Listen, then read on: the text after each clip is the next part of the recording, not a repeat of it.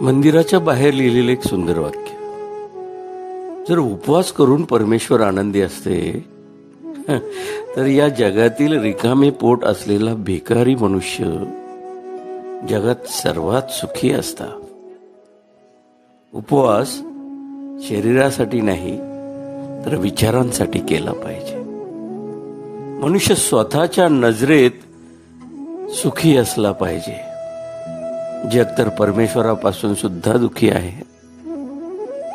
मित्र हो, चिमण्या जिवंत असताना कीटक खातात आणि याच चिमण्या जेव्हा मृत्यू पावतात तेव्हा हेच कीटक त्यांना खातात. म्हणून एका गोष्टीवर लक्ष ठेवलं पाहिजे की वेळ आणि परिस्थिती केव्हाही बदलू शकते. त्यामुळं कधीही कुणाचाही अपमान करू नका. कधीही कुणालाही आजमावू सुद्धा नका. तुम्ही शक्तिशाली असालही, परंतु वेळ मात्र तुमच्यापेक्षाही शक्तिशाली असते.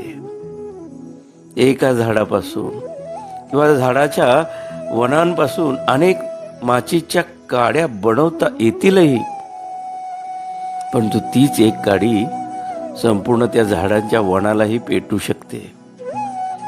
कोणी कितीही महान असे नका, परंतु नियती मात्र कधीही कुणालाही महान बनवत नाही.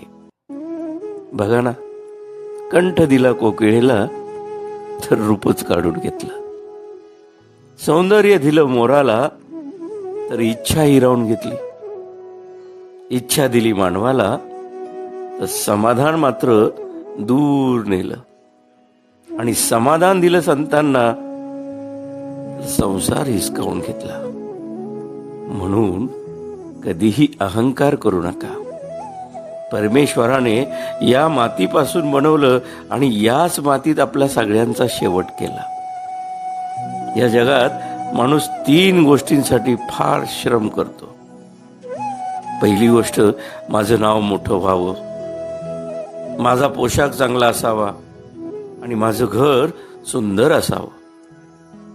पण परमेश्वरही तितकाच अगदी चलाख.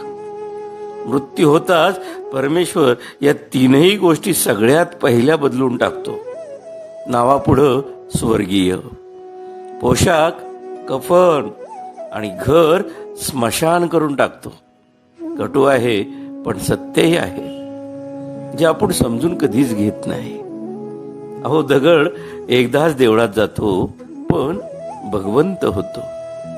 माणूस 1000 वेळा मंदिरात जातो पण दगडच राहतो. कोणी लिहिलं माहित नाही, पण लिहिणाऱ्याला सलाम. बघा, पटलं तर घ्या यातून काहीतरी. अभिवाचन विठ्ठल शितोळे.